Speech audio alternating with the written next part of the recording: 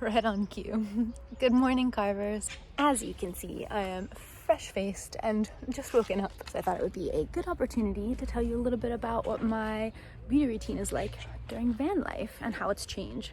What products I use, what services I now do, more permanent styles of makeup, what my schedule is like, and all around how it's like in the van. So tag along and I'll show you the details. Ready? 3, 2, 1. Hi there, I'm Elisa. After years in the tech industry, I was exhausted by the pressure. So I quit the capitalist hustle. Now I live in a tiny house with my partner and pup, learning to live simply and stress-free. I share that journey here. Hit subscribe and join us in the slow carve. Okay, so the first thing that I think will be important for you to know is the specific challenges of a beauty routine or self-care in the context of a van. So the number one issue is limited water. We are on a 100-liter tank, and that gets us about 3 days. It's amazing how much brain space this actually takes up. We know from a percentage how much each shower will cost us. So if we have a full tank, if we both shower, that gets us down about 10 to 20%, depending on how indulgent we're being. So any sort of product that I end up using needs to be pretty easy to wash out. Having layers of makeup just isn't really conducive. It would require me to have a lot of face wipes, which aren't so great for your skin or for the environment. So limited water is definitely has a big impact on my routine. In addition to limited water, another one of the factors that I have to consider is that we live a very indoor-outdoor lifestyle. So I need to be protected from the sun. I also want to be conscious of the environment.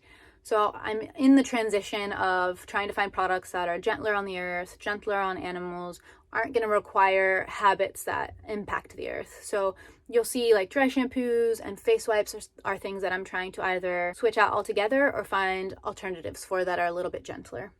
All right, so now that you know what's impacting my decisions and kind of what factors I have to consider in my beauty routine, let's show you some of the products and how I actually apply them.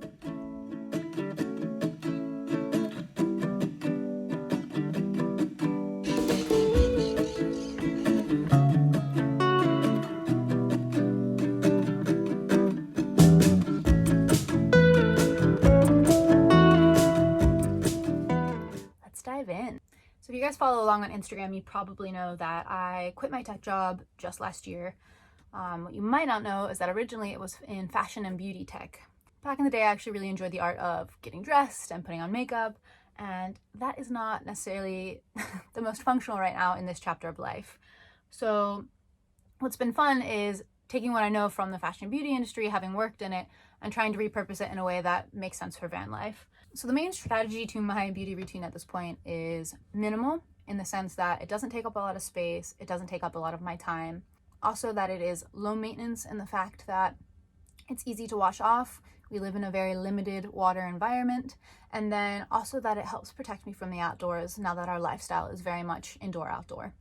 Basically, my beauty routine consists of 2 main products, and that is a base layer, which is a tinted moisturizer, and an eyebrow gel that is also tinted.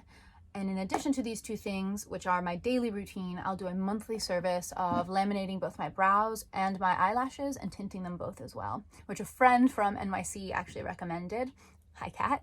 There's definitely this sense of transition where I'm trying to understand who I am in the context of this lifestyle without losing a sense of things that I feel really passionate about, which are aesthetics and style and taking care of myself. So choosing to switch daily products for more monthly services has actually been a really nice option for me as I've moved into van life. Okay guys, so I actually realized I almost forgot one thing in particular as far as new kind of semi-permanent beauty routines, and that is nails.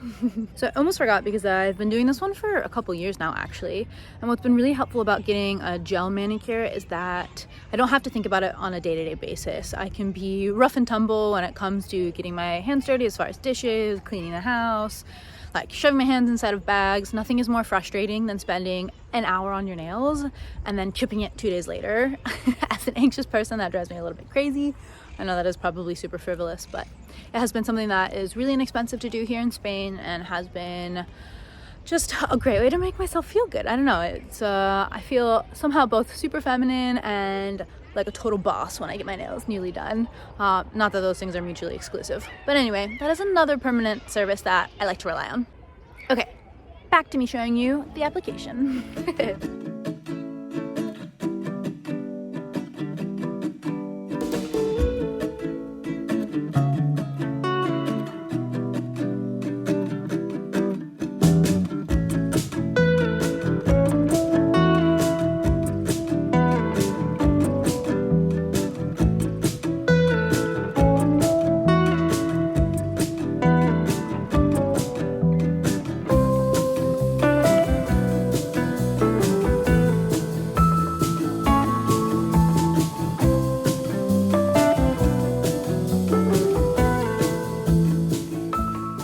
On days I want to zhuzh it up just a little bit, I tend to go for a red lip.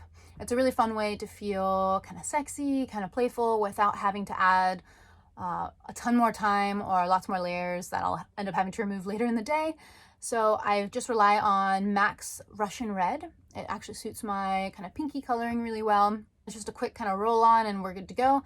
Obviously, it's become a little bit more challenging now that we're wearing masks every day, but it hasn't really been an issue with kind of smudging or anything like that. So it's been a nice addition to the routine just to feel a little bit more zhuzhed up without adding a whole lot more product or maintenance. Another lifesaver is dry shampoo. I talk a lot about limited water. I hope I'm not freaking you out. I am a cleanly person, but it's not a daily routine in the same way that it was in the flat. So one of the options I've done for extending my hair, basically, being able to wash my hair less frequently, is dry shampoo. So as far as brand goes, this isn't necessarily my favorite. It's the one that's most accessible here. Our kind of CVS or kind of drugstore that's most common for beauty products here in Spain is Clarel, and this one is really readily available there. So I have been leaning on this in the interim until I find a better product. If you have suggestions from Europe on better, maybe more natural options, please drop them in the comments below. I'm desperate to find these. Also, it would be great to have one that's not in an aerosol can. These are not good for the environment. It's just one thing at a time. So I'm slowly trying to get to a more zero waste beauty routine and home in general. So yeah, after I've done a SPF tinted moisturizer, just touched up my brows and my eyelashes with the brush and a little bit of tint.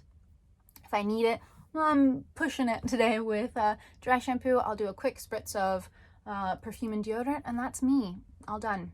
It's been a fun exploration of still feeling like myself, but in a more minimal environment, in a more minimal routine.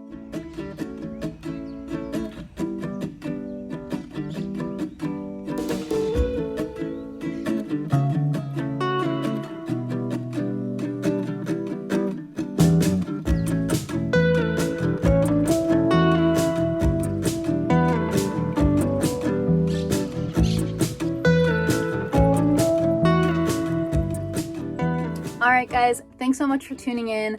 If you have any recommendations for alternative products that are more environmentally friendly, or maybe some favorites that you've found in your own van life, please comment below. I'd be happy to explore those options. If there's anything else that you're particularly curious about as far as personal hygiene, self-care routines, let me know. If you've enjoyed this, please don't forget to like, subscribe. I will catch you next week.